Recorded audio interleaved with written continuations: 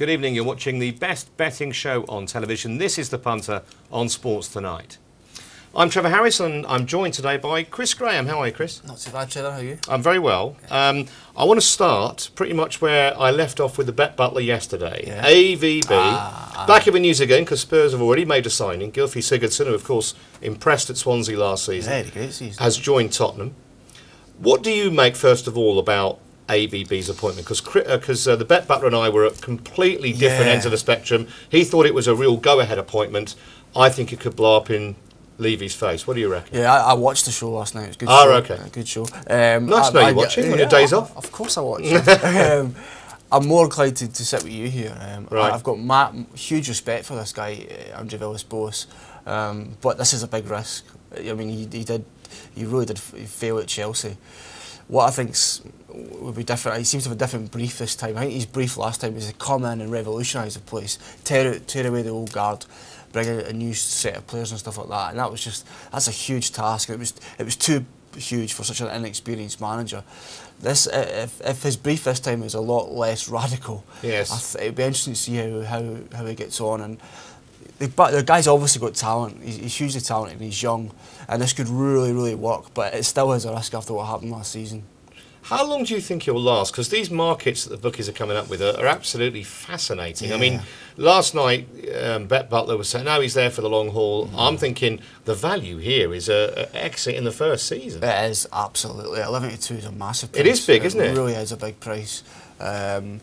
If what happens at Chelsea seems to carry on, I mean, he seemed to alienate everybody at Stamford Bridge. I heard reports that he was so rude to the tea lady and everything, from top to bottom. Well, I could tell you a story about it. Got rid of one of the one of the guys doing Chelsea TV, a legendary former player, over nothing. So there are issues. It's quite simply he has to learn from his mistakes. It's a man management thing, isn't it? Exactly, and he doesn't seem to have that at all. Any sort of man management skills. He needs to learn from that, take a step back, and if he's learned from what was an embarrassing failure at Chelsea, I think he's got a chance. I mean, the guy's got amazing charisma. He's a very handsome man, if I could say that. I'm straight, but he's very handsome. So he's got charisma with a bucket load. He's just got to learn from his mistakes. It was very interesting what Glenn Hoddle was saying today in the newspaper about, he thought what AVB should have done was gone away and got a job outside of the Premier League, because it is the hardest league in the world to manage,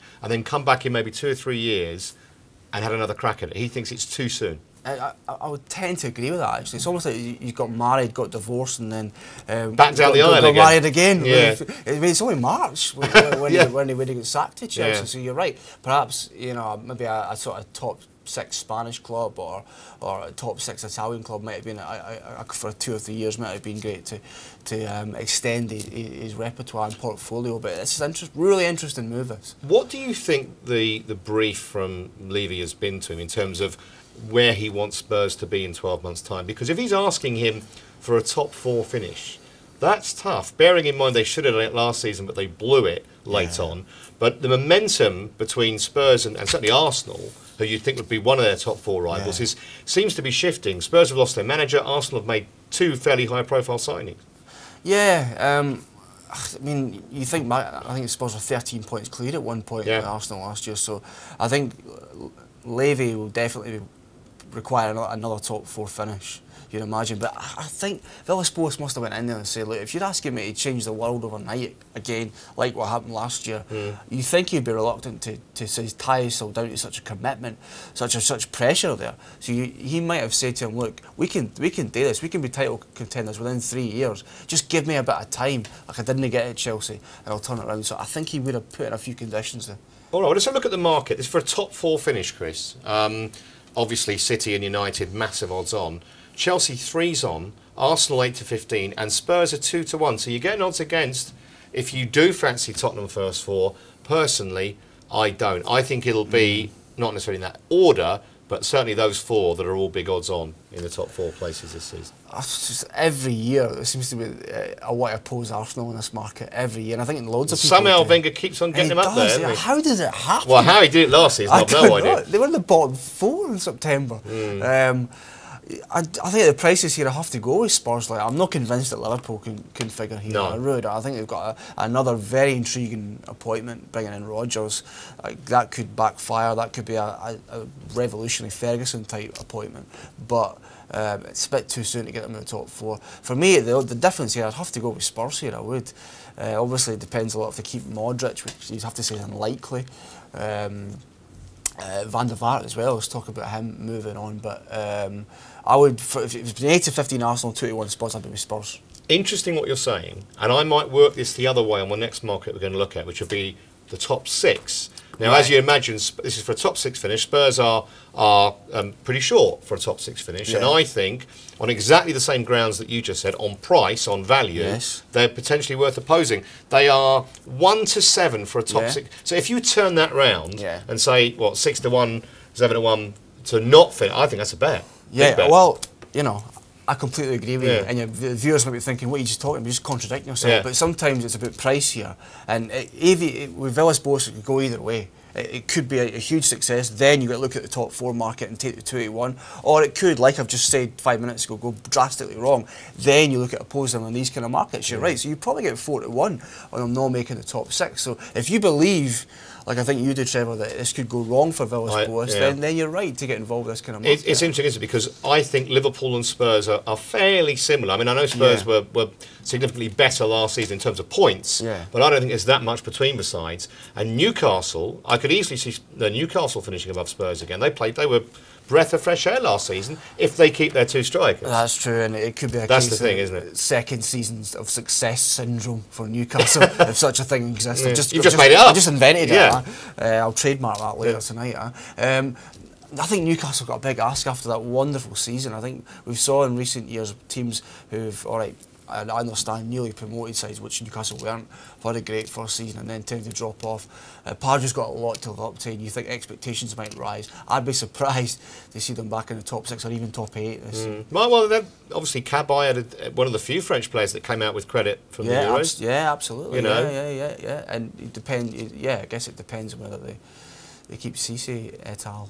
All right, we're going to have a look at top goal scorer in the Premier League now. It's always one of the most popular markets, and the bookmakers have been busy compiling those odds. I suppose after last season and Van Persie's heroics, I might have expected him to be a little shorter than he is. Now, I'm not sure whether they've sort of factored in here that he might leave, and therefore he won't be a runner. I think they probably have, to be fair, and it tends to be kind of 50-50 whether he's going consistently. He's 10 to 1, double figure price. Yeah, I mean, I think he was 8 to 1 at the start of last season. Something so like that. It's a bit bigger. It's such a difficult market, and at this stage, obviously, tread carefully. It's only July the 4th, and we could bring, like we talked about before we went on air, about Chelsea bringing in Hulk and a whole swathe of new players coming into this particular market. So at the moment, I'd be looking for someone who I know is going to start the season and who is a big price, and you can laugh and people can scoff here on air, but I just thought Ricky Lambert. I know that sounds ridiculous. Great season for Everton last year. And there's a trend here. A newly promoted players moving into the Premier League from the Championship who have had a great season. Grant Holt last season for Norwich. Kevin Doyle, I'm sure, was one of the top scorers the year Reading went up about 2007. Kevin Phillips as well. Kevin Phillips for Sunderland. I think he won it. He won it. Coming from straight for I think it was the old First Division then. So I don't know, actually, I haven't even looked at what price it is yet. I would imagine it's treble figures. Oh, it'd be a big price. I mean, just looking at those prices there, I mean, Balotelli interests me because, buoyed by the confidence of the Euros, not the final obviously, but he was a real player up to that point. 20s is a big price, and we know because he's said it on so many occasions that Mancini is a fan. He forgives him a lot of his indiscretions. He'll probably start. Who knows what's going to happen with Tevez? But I mean, I could see Tevez continuing to be a sub or going. So you've got Aguero and Balotelli as your front two. I think that's a good shout. He's almost been redefined since the Euros, hasn't he? I think people have no longer just like the guy, like his charisma, but they seriously rate him as a player now. He went after he got sent off at the Emirates in April. People were against him, but I think the Euros has really redefined him and brought him back into public consciousness in a positive way. And you're right, 20 to 1 is a big price. Yeah, so you can peruse that market at your leisure. I'm sure the prices will change between now and the start of the season. We're going to take a break now. Coming up afterwards, it's Wimbledon, because tomorrow, of course, is the ladies' semi-finals. All the odds, all the best bets coming right up.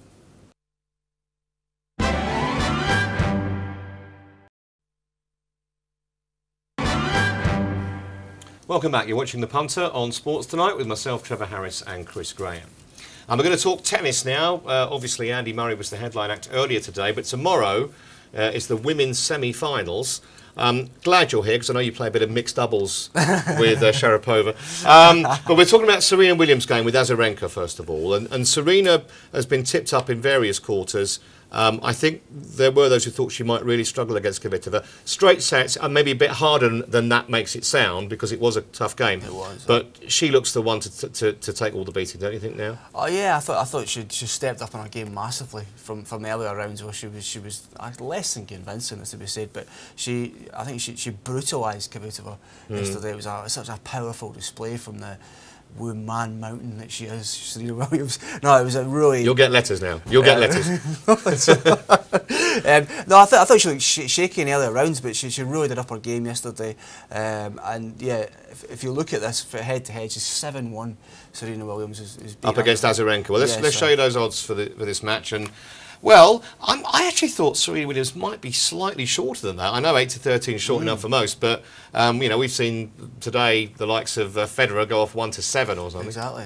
Well, yeah. I mean, I think she is a lot shorter in some places, but that's cracking odds there, 8-13. Having said that, I'm almost completely contradicting myself, but I would be wary of Azarenka. She's had a fine tournament. She's the only woman left in the competition. Obviously dropped a set. She beat Anna Ivanovic 6-1, 6-love. It was probably the best performance of the women's championship so far. So I think she'll give Serena a proper game here. I think we can see this guy 3 sets definitely. All right. Well, let's bring in Sean Calvert from betting.betfair. How are you, Sean? Hi guys, yeah, I'm good, thanks. Yeah, excellent. Williams Azarenka, we just say, you probably heard us, that maybe some punters would have thought Williams would have been slightly shorter than 8-13, shortish as it is. How do you think she's going to get on against Azarenka? Because as Chris says, Azarenka's certainly in form. I think Serena's a great bet at 8-13, to be honest. I was actually against her in a previous round against Kvitova, and she made me pay for that big time. The key thing in this is going to be the serve. I mean, Serena was absolutely hammering those serves down. Her second serve was averaging around about sort of 92, 93 miles an hour, which is actually quicker than Andy Murray's second serve and a lot of the guys.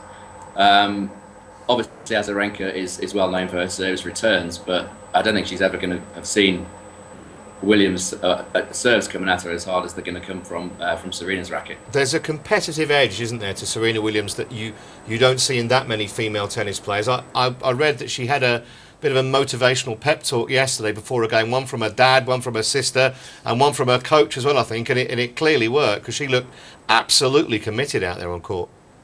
Yeah, it's the best I've seen Serena play for a long, long time, actually. It wasn't just the serve, her movement was fantastic. I can't really, although Azarenka's been impressive, as Chris says, so far in the tournament, I can't see Azarenka living with her, to be honest, on the form that she displayed against Kvitova. If you were Azarenka's coach, Sean, I mean, what are the possible weaknesses that Serena has where Azarenka could possibly hurt her? I think Serena's just going to have an off day on the serve. I mean, Azarenka's a pretty powerful player herself. Her return of serve is key for her. If she can get that Williams delivery back in play, and Williams doesn't have such a great day sort of movement-wise, she can sometimes be a little bit cumbersome.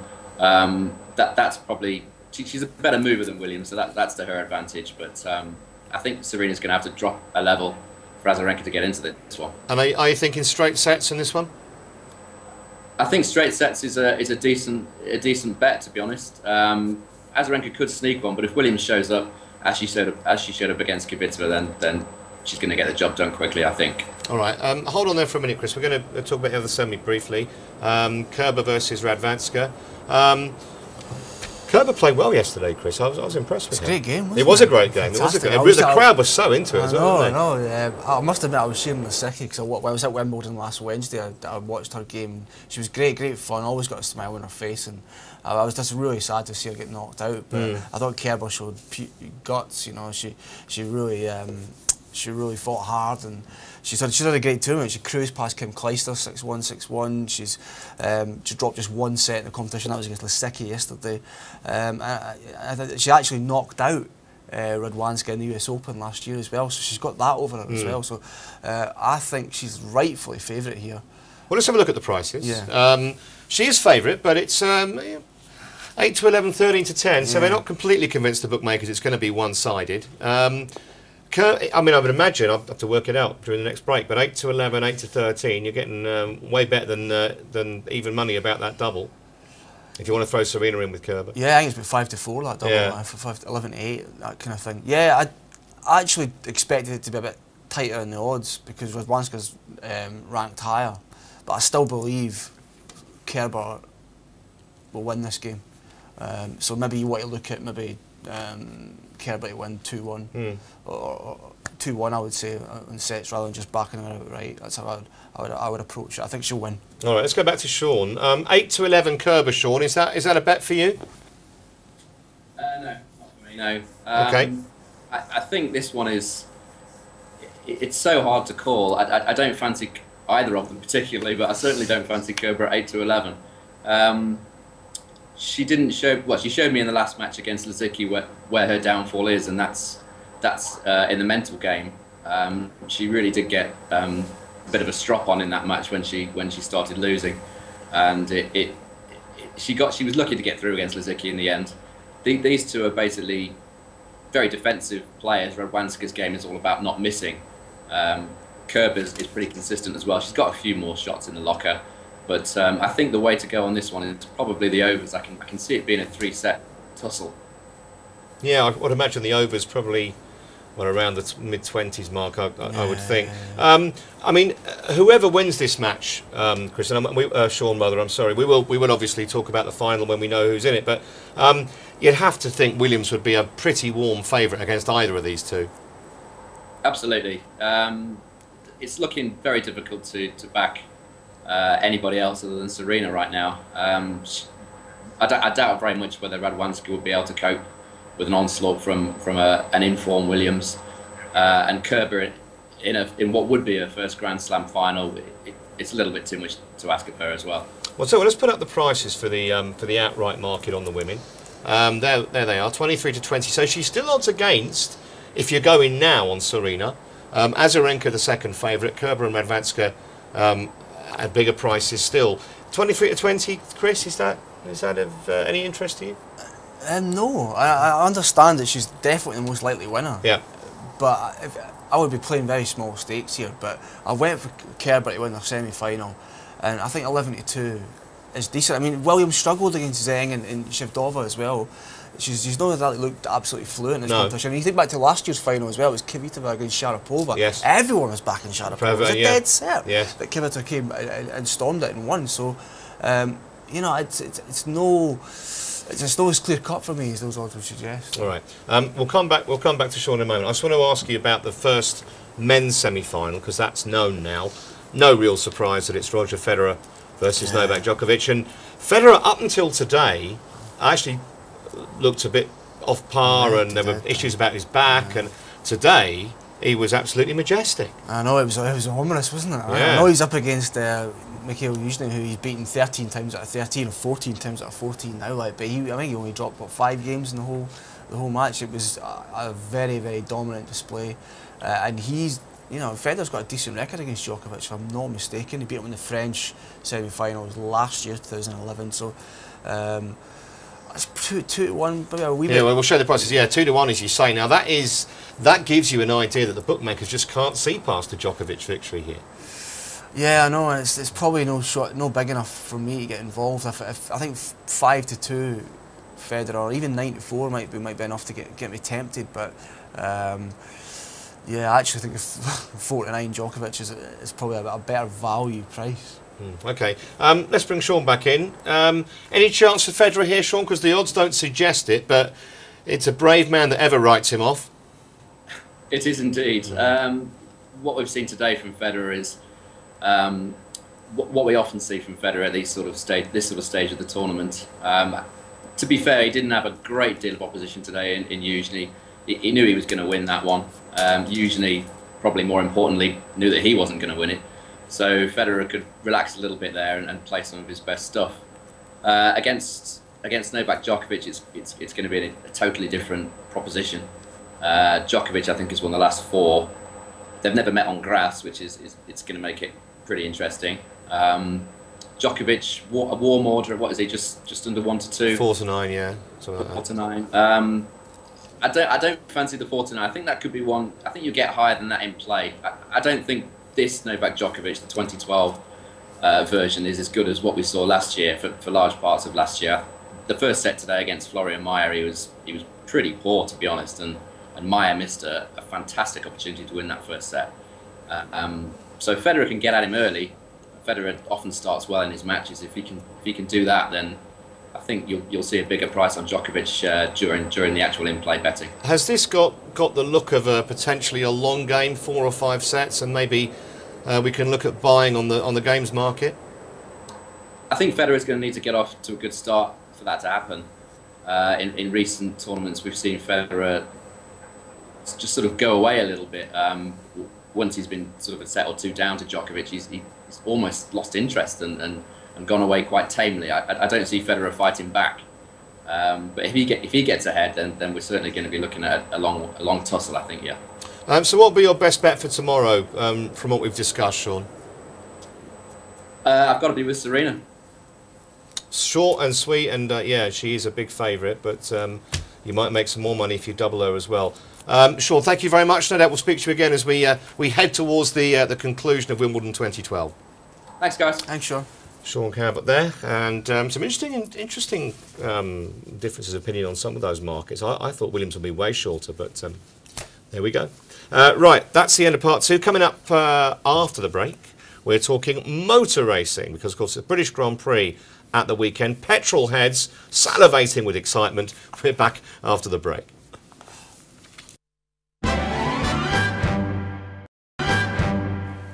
Welcome back. You're watching the Punter on Sports Tonight, and we're going to turn our attention to motorsport because it's a massive weekend right here in England. The British Grand Prix at Silverstone at the weekend.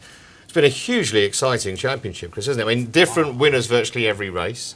We might have a bit of dodgy weather to make it even more exciting with X number of tyre changes this weekend. It's all set up perfectly. Yeah, I mean, I'm not naturally a Formula 1 fan. I don't drive. Cars don't interest me. Okay. But I must say... Betting does, though, doesn't it? Yeah, of course it does. Betting does. But it's been an absolute nightmare, really, for betting here. You know, so many different winners. It's been really difficult to pick a winner. But in terms of excitement, in terms of variety, which is something this sport has lacked over the last 15 years, it's been really good fun, isn't it? All right, well, let's bring in Alan Alger from Blue Square. Hi, Alan. How you doing, guys? You okay? Yeah, we're good, thanks. I'm curious, first of all, Alan, how much would your turnover go up for the British Grand Prix as opposed to any of the other Grand Prix? Is there a discernible difference in the amount of money people bet? There is. It goes up by about an extra 30% on top than we'd expect in a normal race. Right. I actually find that quite strange that punters suddenly get involved in the race when it's in their backyard, especially because it's such an exciting season across lots of different tracks to actually get involved in, and the British drivers obviously take part in all those other races. So it does seem strange that people get involved. Okay, it's at a good time, it is on terrestrial TV, but then so are most of the other races. So the hardcore Formula 1 punters are joined by a select group of punters just because it's in their backyard for this weekend. Yeah, and I mean, has it been a good season for the bookies so far, with virtually a different winner every weekend? It's been a fantastic season for the bookies so far. Absolutely fantastic. All right, let's have a look. Sorry to cut you off. Carry on. Well, I mean, I'm actually, I would consider myself more of a punter on this, so it's been a difficult time for me trying to make money, and this is usually one of my more successful sports, but a hell of a lot that's happening in the sport this season is actually happening away from the punter's eyes. So it's not something that we can actually work out as punters. So when the prices go up, you've seen lots of big price drivers filling the podium. And as Chris just said, it's extra competitive and it's exciting. Yeah, okay. Well, let's have a look at the market then for the winner of the Grand Prix on Sunday. It's fascinating, actually, because if you were watching last night, you'd have seen or you'd have heard the bet butler trying to remain modest after tipping up Fernando Alonso at a big price at the start of the season. He fits in as third favourite on the odds there. Sebastian Vettel at 3s, Lewis Hamilton 4s, 11-2 Alonso, 12-1 Bar. Where might the value be, Alan, for you on the big race on Sunday? Well, I would usually go against this kind of market. I wouldn't usually bet in the race winner market now. There's so many more options available to the punter. I think that you need to look beyond the race winner market. I mean, one thing I would say, I don't know if we're going to come on to the championship odds in a minute, but we will if we do, I will have some strong words for Nigel, the bet butler, off the back of that, because I still don't think he's got a very good value bet, even though Alonso's still in charge. But what I'll be looking at this weekend, be looking at cars that can actually use the speed of the Silverstone track, because this is one of the driver's favourite tracks to actually take part in. And I really like the look of the Scottish driver, Paul di Resta.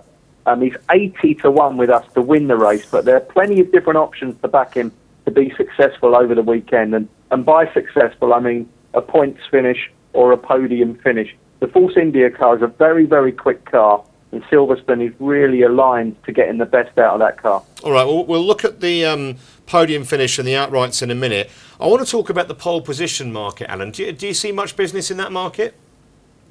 We really do, and it's a really exciting format. It's been in place for a couple of seasons now, and the way that it counts down with an elimination of the bottom 8 drivers, then the next 8 drivers, and then it goes through to a shootout at the end. It's a real interesting hour and a bit that the punters can get stuck into, and actually this season, in the same way that the races have been hard to predict, the qualifying's been quite hard to predict. We've had a few that have taken place during showers. I've just looked at the weather forecast for Silverstone this weekend, and there's a thunderstorm due to come across. I don't know how they can predict thunderstorms so far in advance, but they've got a lightning symbol for the qualifying and a lightning symbol for the race itself. I'm not too pleased about that, because I'm there on Sunday, and I'm in an uncovered stand. Take a Mac, I would say. Let's have a look at the pole position odds, because they're absolutely fascinating. I mean, it's surely the most exciting Formula 1 season for years and years. 15-8 Vettel, this is pole position. 16-5 Hamilton, Alonso and Webber 11, 16's Bar. How do you, I mean, as a punter, Alan, how do you go about plotting a pole position strategy in terms of having a bet?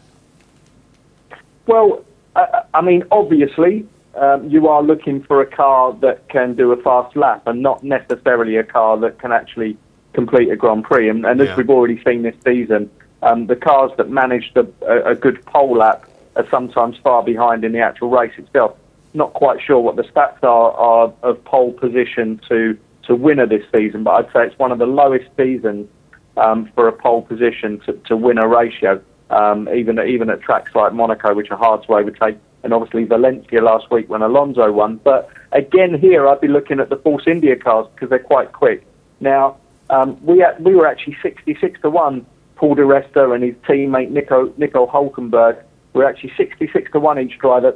We've had to cut that to 50-1 today off the back of a small bit of activity, but still some 80-1 available out there, and I would certainly put punters in the way of those two. Yes, they have got an outside chance. I'm not saying they're guaranteed to be in that final 8, but if they are, I think they'll be in there with a fighting chance at a big, big price. Interesting. All right, we're going to talk about the podium finish. Just want a word from you, Chris, on this, because in such a competitive sport as it is this season, maybe it's easier to play the podium finish than it is on the outright. I know the odds aren't quite as good, but at least you've got 3 going to count for you. Yeah, I think there's been a few who've hit the podium or stepped onto the podium at quite a big price. So Alan's putting up with it 80-1 to win. So yeah, maybe it's worth looking at him for a podium finish. Yeah, but it's probably a much more fun bet as well, because you get more for one for your money, and yeah, it's a far more punter friendly market in terms of bigger prices. Yeah, Mark Webber's on there, Jenson Button a 92 shot. Vettel obviously is the favourite, 8-13. Lewis Hamilton and Alonso also odds. So what do you make of the podium finish market, Alan? Anywhere we should be looking at there? Well, one thing I would say about this, for any race this season, you are getting value. That there will be value there. There are 3 drivers that are odds on, and that has been the case for all 8 races this season.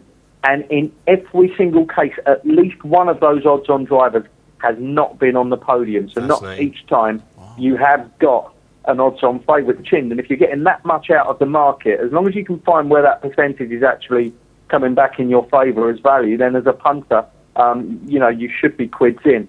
One thing I would say is that Vettel at 8 to 13 is a bit of an all-or-nothing driver, very similar to Hamilton, whereas Alonso this season, slightly more refined, maybe he's a bit older, a bit more wisdom there. He's quite happy to take the podium. Will certainly be happy to do that because he's leading the championship at the moment. Yeah. And I think 10 to 11 for Fernando Alonso is one of the best bets of the weekend. I just cannot see him being out of the first 3. Okay. I love it when people have strong opinions.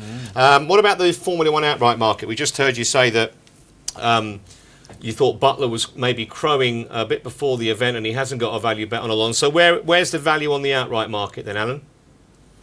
Yeah, obviously I've just tipped Alonso to finish in the top 3 this weekend, so I'm not saying he's a bad driver. What I'm actually saying is that you've got a driver here, Lewis Hamilton, the British driver from McLaren. He has been beset by some of the most ridiculous mistakes this season, and he's still in there with a fighting chance in the championship. He's not far away at all. I think it's about 20 points, but the points differential is so much higher because there's points down to 10 now in Formula One. He's 23. He's 23 adrift, Alan. Yeah, 23 adrift. So one race win with Alonso not finishing in the points would get him back into it. I'm not saying it's going to be this weekend, but over the course of the season, McLaren cannot go on making these silly mistakes with Hamilton's car. And the fact that they're already making these mistakes week in, week out. And he's only been on the he's been off the podium 3 or 4 times already, and he's still in there with a fighting chance because he's getting into the point. Once that all clicks for McLaren, I can see Lewis Hamilton racking up at least 2 or 3 race wins towards the end of the season, and certainly plenty of podiums.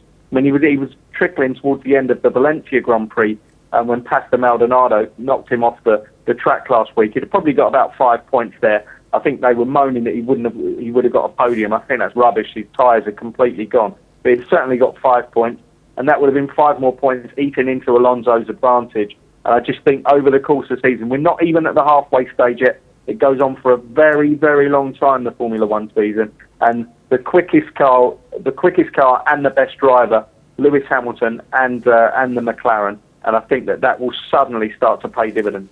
All right, well, let's bring up that market then. This is on the outright Drivers' Championship, and as we just heard Alan say, Lewis Hamilton is a 3-to-1 shot, Alonso 7-4, 5-2 Vettel, and there's Hamilton there at 3s, 16-1 by the leading trio.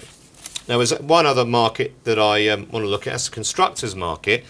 Is this a done deal, Alan, because Red Bull are well clear of McLaren as we stand? Yeah, they certainly are, and they're looking to retain the constructors' title, and that's a very, very solid market for Red Bull because they're very solid cars, and they just get round and they manage to get podiums, every single week. I think there's been only 2 races this season where one of their cars hasn't been on the podium. Sorry, 3 races this season where one of the cars hasn't been on the podium, but they still managed to rack up the points. And the strength that Red Bull have is that Mark Webber is probably the best second driver. We were quoting the Drivers' Championship, and as you said, Alonso, Hamilton and Vettel head that market. But if you look at the second driver really comes into play in this particular market. And Mark Webber has been much more solid over the last 2 seasons than someone like Jenson Button, who has been struggling for McLaren. And then when you mention Ferrari's chances, well, Alonso's doing it all on his own. Yeah. The fact that he's favourite for the Drivers' Championship, yet Ferrari are 28-1 to win the Constructors, tells you all you need to know about Felipe Massa's ability as a Formula One driver. Just to clarify, Red Bull 4-6, by the way, to win the World Constructors. I know you said that you didn't always play the outright winner of the British Grand Prix market, Alan, but if you had to, which driver do you think will take the checkered flag on Sunday? I think if you're going for the winner market, I mean, so I've already said that I think Fernando Alonso will go very, very well and have a solid drive to finish at 10 to 11. And I suppose if you ask me to, if you force my hand to bet between the first three in the betting, then I'd certainly pick Alonso at the prices. But the best bet of the weekend is certainly his podium finish at 10 to 11. Fantastic. Well, look, take your brolly and have a great day on Sunday, and we'll speak to you again soon. Will do. Thanks, guys. Cheers. Thanks, that was Alan Ogre from Blue Square, and brings us neatly to the end of part 3. When we come back, we'll be talking Olympic football, and we're not even going to mention David Beckham. I promise we won't. See you in a minute.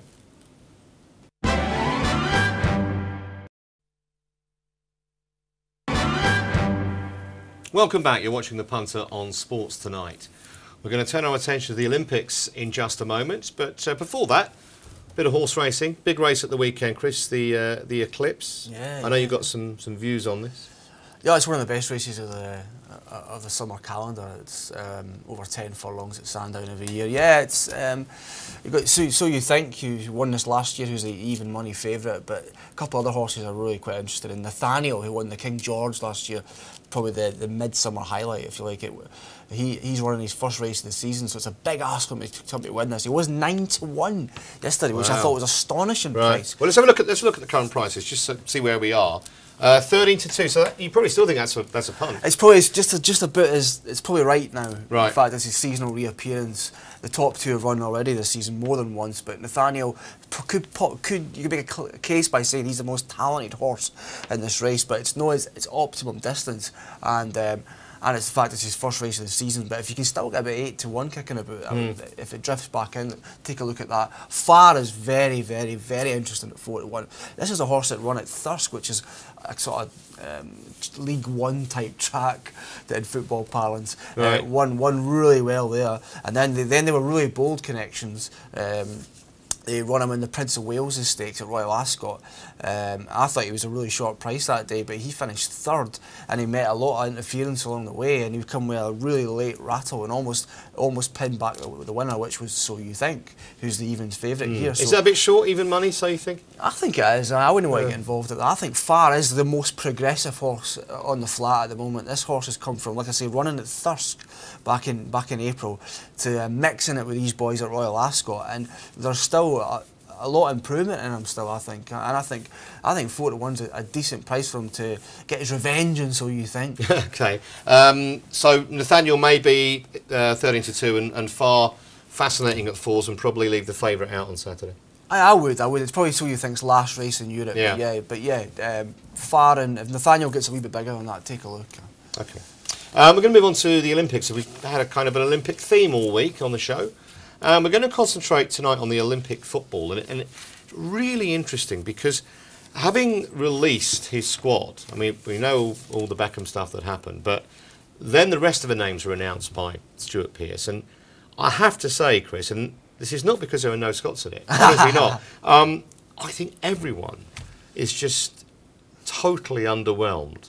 I mean, really underwhelmed. Yeah, there's a few.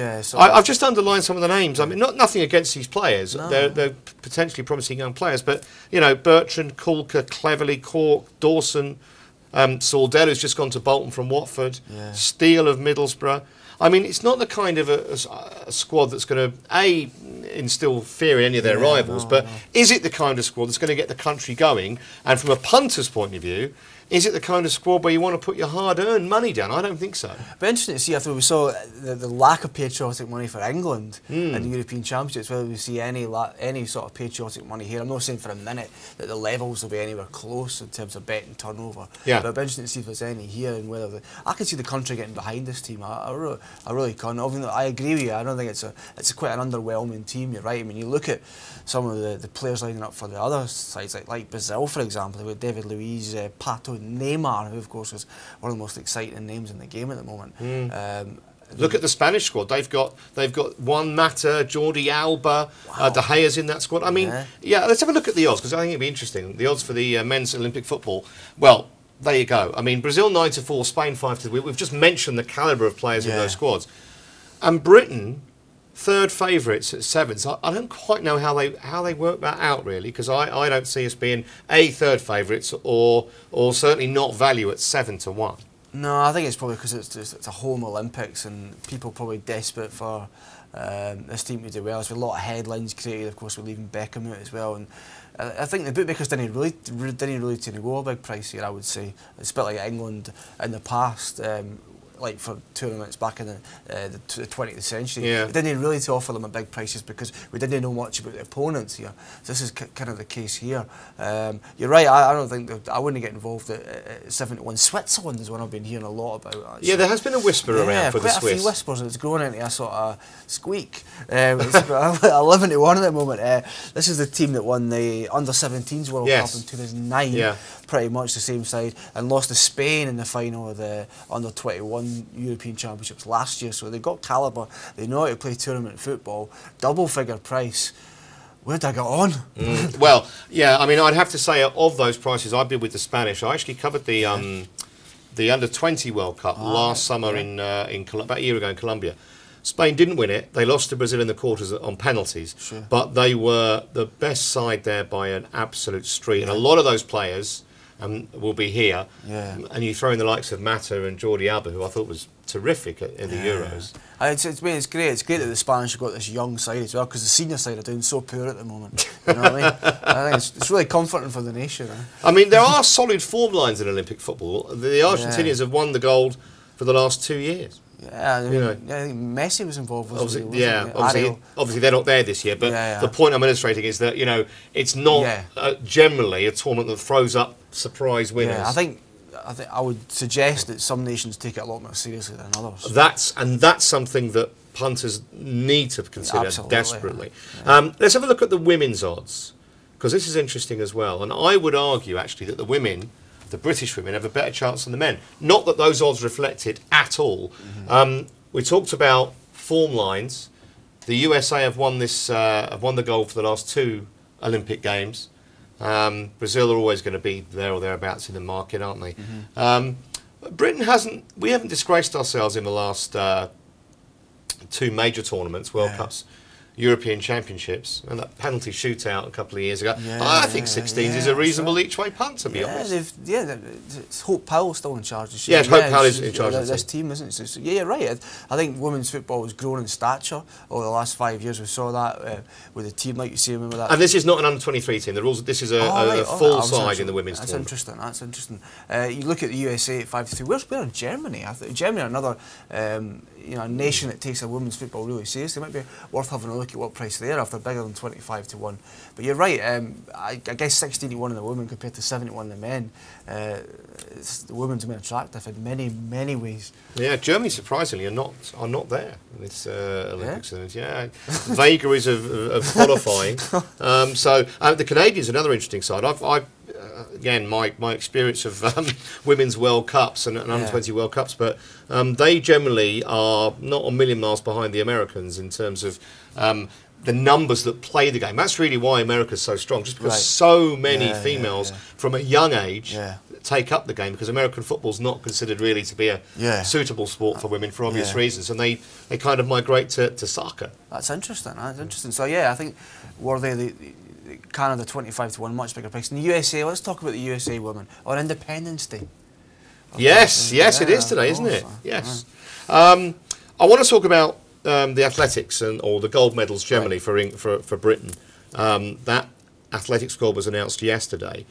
And markets are up in terms of number of medals. We've heard that the Olympic Federation wants Britain to win up to 70. That's a tough ask. 47 was the total in Beijing, 19 of them gold. Let's have a look at the gold medal markets first of all. This is for GB. You can go under over 22.5 evens, over 22.5, 4 to 5.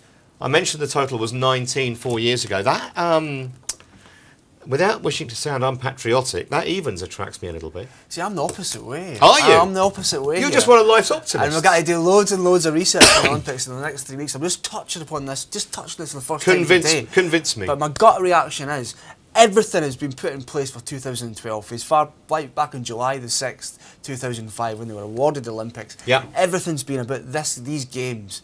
And if you can't get an increase of just 3 or so rather 4 gold medals from 19 in 2008, something's went wrong. Something has went wrong. You know what I mean? My feel is that I would expect to get an increase of 4 or more from the 2008 total when everything's been built for this 2012. So what you're saying basically is planning, preparation, and obviously home advantage has an effect as well. Yeah, I think that if you look at trends, and I certainly will look at trends over the next few weeks, host nations and how they improved for the previous games, it's an upward curve, and I would expect the same thing here. I actually expected the line to be a bit higher, about 24.5. But well, there is a line there. If you want to bet over 24.5, we'll give you 6 to 5. Yeah, I actually prefer the 40.